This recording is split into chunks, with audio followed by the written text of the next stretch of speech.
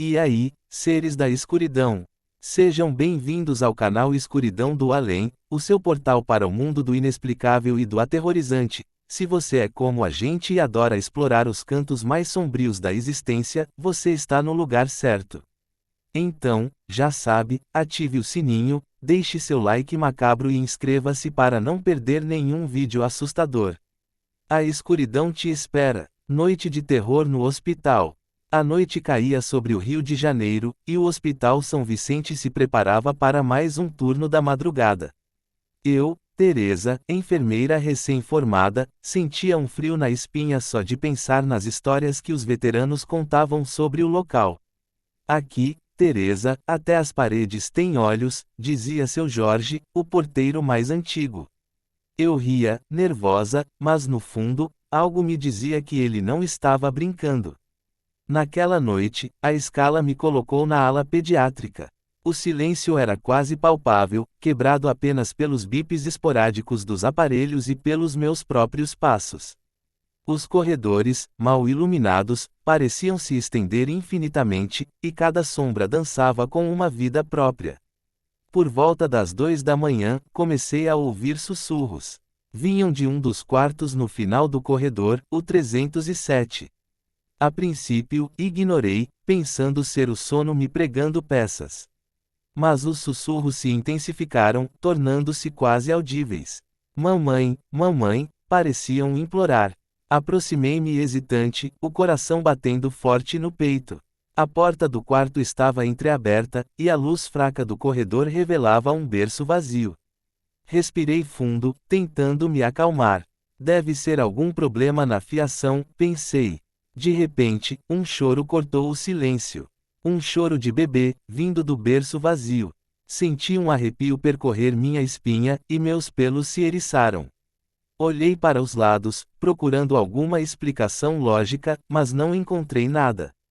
O choro se intensificava, e uma brisa fria invadiu o quarto. As janelas estavam fechadas, e o ar-condicionado desligado.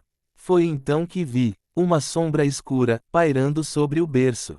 Uma sombra com a forma de uma criança. Paralisei, sem conseguir emitir um som. A sombra se movia lentamente, como se estivesse embalando um bebê invisível. O choro continuava, agora mais alto e desesperado. Senti um medo tão intenso que minhas pernas tremeram. Em um rompante de coragem, peguei meu crucifixo e avancei em direção à sombra. Em nome de Deus, vá embora, gritei, com a voz embargada. A sombra hesitou por um instante, como se estivesse sendo atingida por uma força invisível. Então, lentamente, começou a se dissipar. O choro cessou, e a brisa fria desapareceu.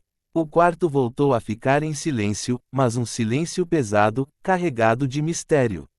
Fiquei ali, parada, sem saber o que fazer. Corri para a sala de descanso, onde encontrei seu Jorge tomando café. Contei-lhe tudo o que havia acontecido, com a voz trêmula e os olhos arregalados. Ele me ouviu atentamente, sem me interromper. Quando terminei, seu Jorge suspirou e disse: "Ah, Teresa, você viu o fantasma do bebê da enfermeira. Dizem que ele morreu naquele quarto há muitos anos, e que a mãe nunca se conformou com a perda. O espírito dela ainda vaga por aqui, procurando pelo filho. Naquela noite, não consegui mais dormir. Fiquei sentada na sala de descanso, esperando o amanhecer. Quando o sol finalmente surgiu, iluminando os corredores do hospital, senti um alívio imenso. Depois daquela noite, evitei ao máximo passar perto do quarto 307. Sempre que precisava ir à ala pediátrica, pedia para algum colega me acompanhar. O medo ainda me paralisava, e a lembrança da sombra pairando sobre o berço me assombrava nos sonhos. No entanto, o destino parecia ter outros planos. Uma semana depois, fui escalada novamente para o turno da madrugada na ala pediátrica. Tentei trocar de horário, inventei desculpas, mas a chefe de enfermagem foi irredutível. "Teresa, precisamos de você lá. Está faltando gente, e você é uma excelente enfermeira", disse ela, com um sorriso compreensivo. Resignei-me ao meu destino, mas prometi a mim mesma que não me aproximaria do quarto 307. Passei a noite fazendo rondas pelos outros quartos, verificando os sinais vitais dos pacientes e administrando medicamentos. O tempo parecia se arrastar, e cada minuto era uma tortura. Por volta das 3 da manhã, enquanto preparava uma medicação na sala de enfermagem, ouvi um barulho estranho. Um som abafado, como se algo estivesse caindo no chão. Ignorei, pensando ser algum objeto que havia rolado da prateleira. Mas o barulho se repetiu, desta vez mais alto e insistente. Curiosidade e medo me dominaram, e decidi verificar o que estava acontecendo.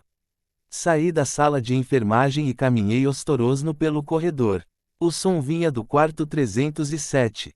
Meu coração disparou, e minhas mãos começaram a suar frio.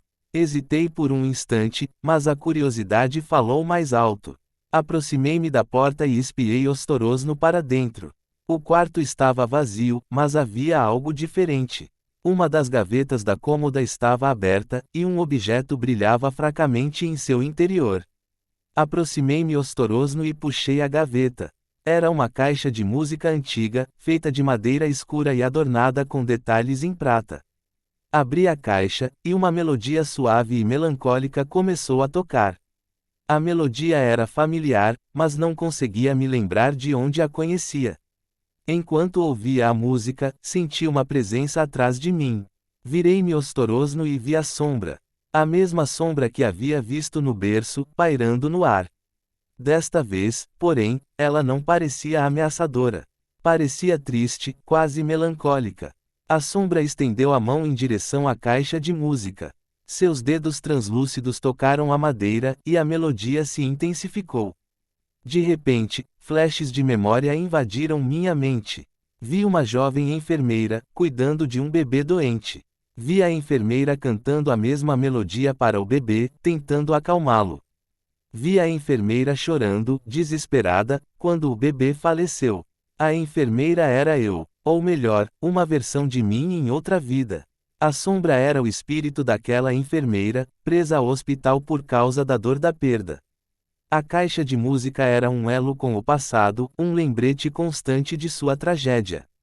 Compreendi, então, o motivo da assombração. A enfermeira não queria assustar ninguém. Ela apenas queria encontrar seu bebê, reviver os momentos felizes que tiveram juntos. Peguei a caixa de música e ofereci à sombra. Aqui está, disse, com a voz embargada. Leve-a com você, que ela te traga paz. A sombra hesitou por um instante, como se não pudesse acreditar no que estava acontecendo. Então, ostorosno, pegou a caixa de música e a abraçou contra o peito. Um brilho intenso emanou da sombra, iluminando todo o quarto. Quando o brilho se dissipou, a sombra havia sumido. A caixa de música também desapareceu. O quarto voltou a ficar em silêncio, mas um silêncio de paz, de redenção. Naquela noite, dormi profundamente pela primeira vez em semanas. Não tive pesadelos, não ouvi sussurros, não vi sombras. A enfermeira havia encontrado a paz, e eu havia ajudado a libertá-la. A partir daquele dia, o quarto 307 nunca mais foi assombrado. Os pacientes dormiam tranquilamente, e os funcionários não sentiam mais medo ao passar por ali. O espírito da enfermeira havia partido, levando consigo sua dor e seu sofrimento. E eu, Teresa, nunca mais duvidei da existência do mundo espiritual. Aprendi que os fantasmas não são apenas assombrações, mas também almas em busca de paz. E que, às vezes, um gesto de compaixão pode ser o suficiente para libertá-los de seu tormento. O legado da enfermeira e a cura do hospital. Após a partida da sombra da enfermeira, uma sensação de leveza pairou sobre o Hospital São Vicente. Os corredores pareciam mais claros, os pacientes mais calmos e a equipe mais unida. Era como se um peso tivesse sido retirado de todos, e a energia do local se renovasse a cada dia. No entanto, a história da enfermeira e do bebê não foi esquecida. Pelo contrário, tornou-se uma lenda, um conto transmitido de geração em geração entre os funcionários do hospital. Alguns a contavam com medo, outros com respeito, mas todos concordavam em um ponto: a enfermeira havia deixado um legado de amor e compaixão que jamais seria apagado. Inspirada por sua história, decidi criar um projeto para homenagear a enfermeira e o bebê.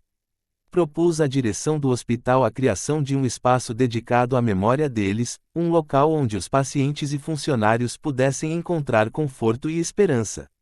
A ideia foi recebida com entusiasmo, e em pouco tempo o projeto se tornou realidade. Criamos um jardim interno, com flores brancas e um pequeno lago. No centro do jardim, instalamos uma estátua de uma enfermeira embalando um bebê, esculpida em mármore branco. O jardim foi batizado de Jardim da Esperança, e tornou-se um refúgio para todos que buscavam paz e tranquilidade. Pacientes em recuperação passavam horas ali, contemplando a beleza das flores e a serenidade da estátua. Funcionários estressados encontravam um momento de descanso e renovação em meio à correria do dia a dia. O Jardim da Esperança também se tornou um local de encontro para famílias que haviam perdido entes queridos no hospital. Ali, elas podiam homenagear seus familiares, compartilhar suas lembranças e encontrar apoio em outros que haviam passado pela mesma dor. Com o tempo, o Hospital São Vicente se transformou em um lugar de cura não apenas para o corpo, mas também para a alma. A história da enfermeira e do bebê havia ensinado a todos a importância da compaixão, da empatia e do amor ao próximo. E eu, Teresa, me tornei uma defensora incansável desses valores. Passei a me dedicar ainda mais aos meus pacientes, oferecendo não apenas cuidados médicos, mas também apoio emocional e espiritual. Aprendi a ouvir suas histórias, a entender suas dores e a oferecer um ombro amigo quando precisavam. Tornei-me uma referência no hospital, uma inspiração para os novos enfermeiros. Muitos me procuravam em busca de conselhos, e eu sempre fazia questão de compartilhar a história da enfermeira e do bebê. Queria que todos soubessem que, mesmo em meio ao sofrimento e à dor, é possível encontrar esperança e cura. Anos se passaram, e o Hospital São Vicente continuou a prosperar. O Jardim da Esperança se tornou um símbolo do local, um lembrete constante de que o amor e a compaixão são as maiores forças de cura que existem.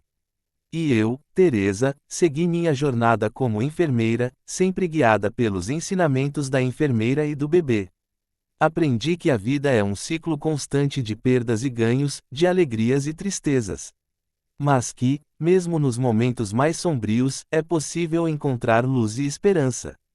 E que, no final das contas, o que realmente importa é o amor que compartilhamos com os outros e o legado que deixamos para o mundo. Um legado de compaixão, de empatia e de cura. Um legado que jamais será esquecido. E aí, pessoal da escuridão?